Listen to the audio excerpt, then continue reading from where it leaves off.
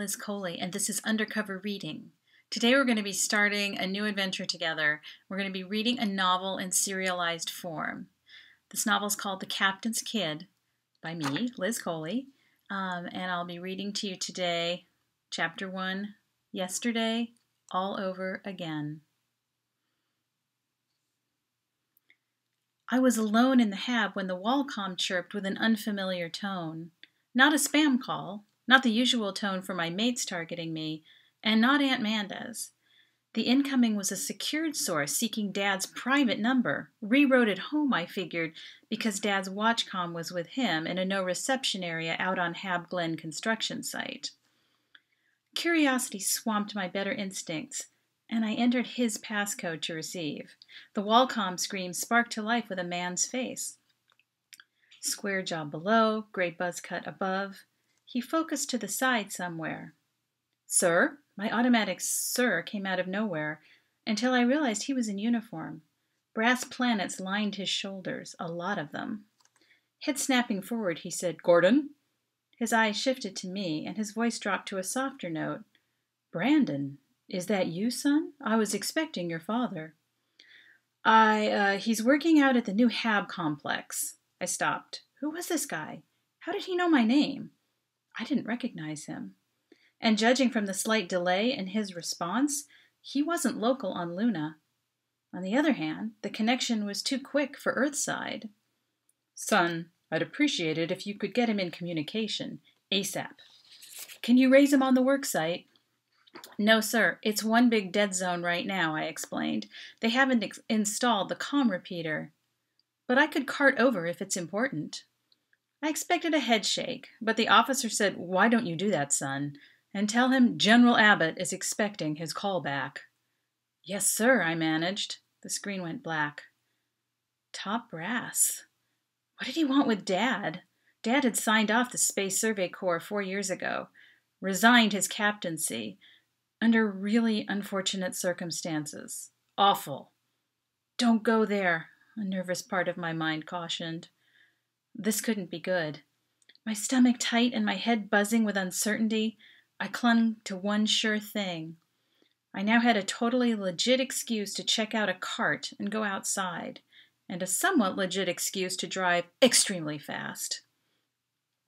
I'd had my cart license for a few months, ever since I turned 13. Reality was I never got tired of heading out across the dusty gray under the black and sparkle of the sky. At the nearest access lock, I suited up, ran the usual safety checks, noted the full charge level, and logged out the cart. The airlock spilled me out of Hab Armstrong and onto the surface of Luna. The dome of the universe was infinitely higher than the domes over our heads indoors. A half-Earth hung high in the sky. I breathed deep, thrilled to be out in the open again, even suited and helmeted. The fat tires of the cart kicked up a trail of dust behind, a gray cloud that hovered until weak gravity coaxed it back down. The low G bounce and hang time outside the habitat was a kick. Inside we ran 80% Earth normal, enough to keep our human bones from dissolving, but less energy wasteful and hard on the joints than full. Out here, though, I was buoyant, body and soul. And in the zero-G sports complex, well, that was a piece of heaven where I could fly. I pulled up beside the foreman's on-site office cube, parking farther away than was strictly necessary. 5 moon hops and a perfect landing placed me in the front of the door. Then, as I stepped inside, my knees hit the ground with a painful thud. The foreman looked up from his desk, his mirrored faceplate smudged with glove prints. "Brandon Webb." A laugh lightened his voice. "Boy, will you ever remember the grav pad?" He held out a fist. "Long time no visit, eh? Your dad's out in Module B, checking the oxygen plant. Want me to call him in?" "No need, I'll find him." I returned the glove knuckle bump and headed out the door, careful to manage the threshold this time. Each time I visited the new city in progress, it was like watching a speeded-up vid. Dark solar gray walls marked the growing stretch of the development. Exteriors captured every possible watt of sun power for the interiors to run heat, lighting, gravity, and wall projections.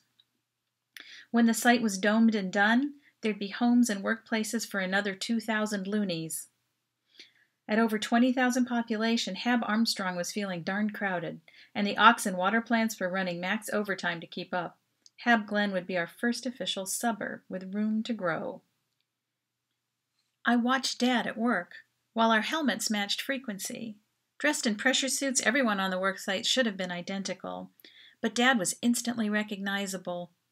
Something about his posture, something in the crispness of his gestures in spite of low G. You could tell he was born and raised an earther. Gordon Webb, engineer and city planner for Hab Glen. Dad. Dad? Brandon! What are you doing out here, kiddo? Everything okay? I'm not sure. My stomach squeezed, reminding me that anything connected with SSC could possibly send Dad into one of his dark, quiet moods. There was a call for you at home. I answered because I knew you were out of range here. You answered. My calm. He heaved a sigh. You cracked my new passcode already? He couldn't see my triumphant yet guilty expression through the mirrored surface of the helmet. I ducked my head with a hint of a nod. Every time he changed passcodes, I cracked it in a couple of days.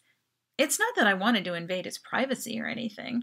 After the first time, it turned into a game, and so far, I'd always won. He just wasn't very imaginative. Spit it out, Spidey. Who was it? Had anyone else heard him use that stupid nickname? Of course not. We were on an isolated frequency. General Abbott? He says he's expecting your call back? Dad's body stiffened. Even in the suit, I could tell. Well then, guess I'm all done here. The strain in his voice came through loud and clear over the speakers behind my ears. Let's get back to civilization so I can call Abby. Dad, he recognized me. Abby? He called a general Abby? Of course he did, Dad said.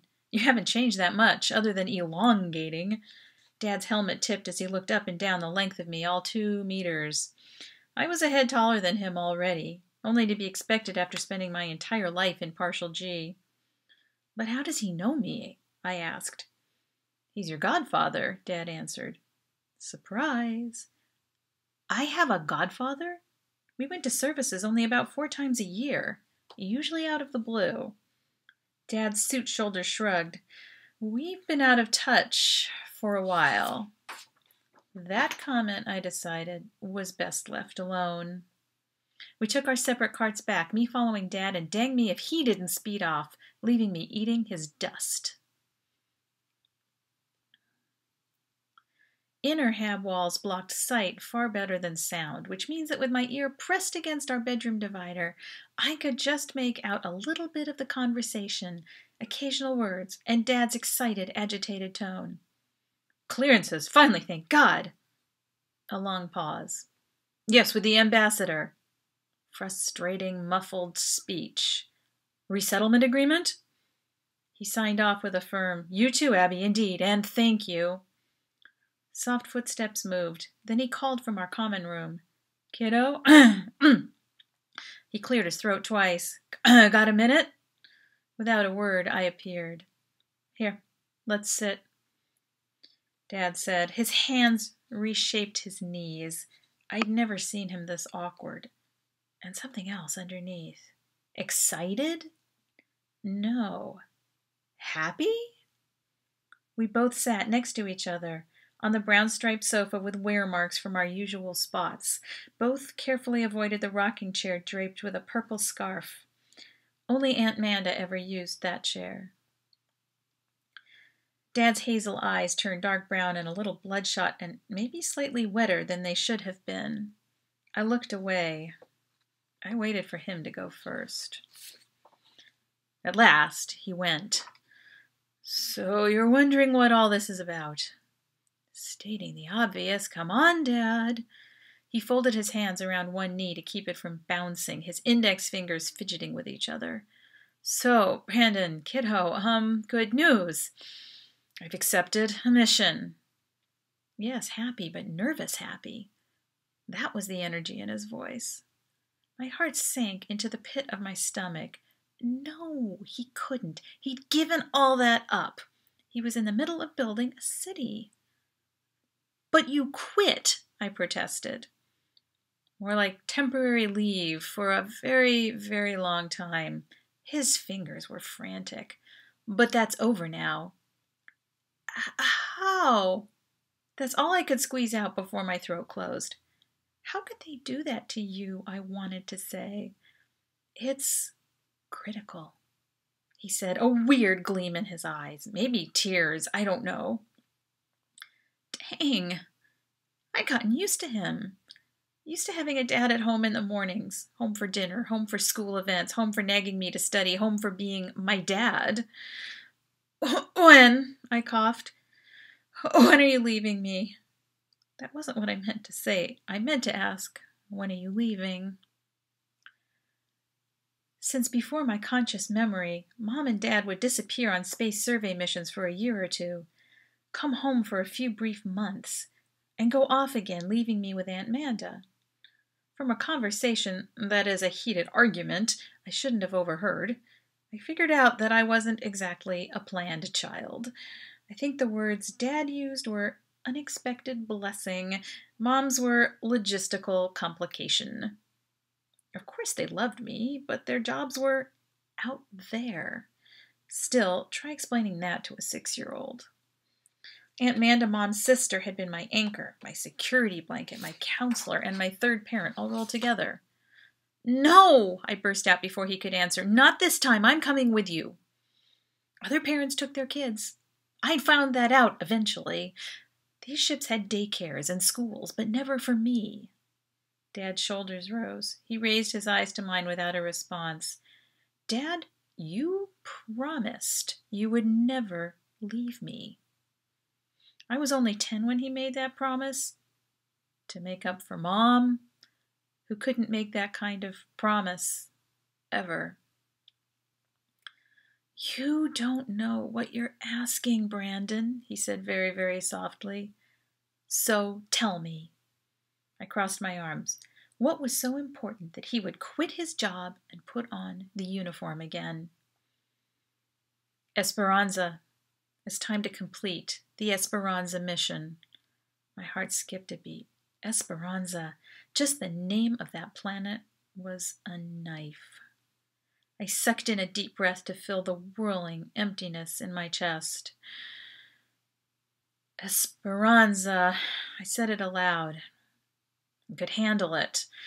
And it made a weird kind of sense, too. Esperanza was a huge loose end, a dangling thread that could unravel both of us. It made sense to go back together. I'm in, Dad. Yeah, count me in.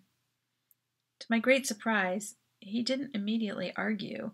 His hands slid up and down his thighs as he rocked back, considering. I suppose I knew you'd feel that way. I waited. His eyes lit on our final family portrait, a small printed photo tucked on the shelf between Aunt Amanda's origami creations. He nodded once. I'm a man of my word. I jumped to my feet before he could change his mind. Small worry, he never did. Should I start packing? When do we leave? Excited, are you? Dad's slightly sad smile erased the stress lines from his forehead. Not for about 9 months. There's a lot to plan and prepare, my crew to select and sign on, a ship to be refitted and recommissioned. That all takes time. But don't worry, it will fly. It had better fly, I said, deliberately misunderstanding, because I'm not planning to step aboard a ship that crashes. Oh, dang my joking mouth. I held my breath, waiting for his reaction. Because that's just what Mom had done 4 years ago. Stepped aboard a supply shuttle loaded with relief supplies. Headed down to the war-torn planet Esperanza, vanished in an unexpected and disastrous crash over the ocean. Dad's face tightened, closed. I gasped. I didn't mean... He'd already read my mind, though. He blinked hard, stood up, ruffled his hand through my hair. I know you didn't, he whispered. It's okay. But it wasn't. We were never going to get past this, not if we never talked about it. My heart pounded, but I was determined to try. Dad, I've got heaps of work, he said. Got to turn over the Glen project. His back disappeared into his room, and I heard the squeak of his desk chair. When I tiptoed past the door, he wasn't working. His head was buried in his hands, his thick brown hair poking up between his fingers. The photo cube on his desk played a rotating selection of images. 5 mom faces grinning out in all directions. It was like the accident was yesterday, all over again. That's the end of chapter 1. Please subscribe and stay tuned for the next chapter. Bye.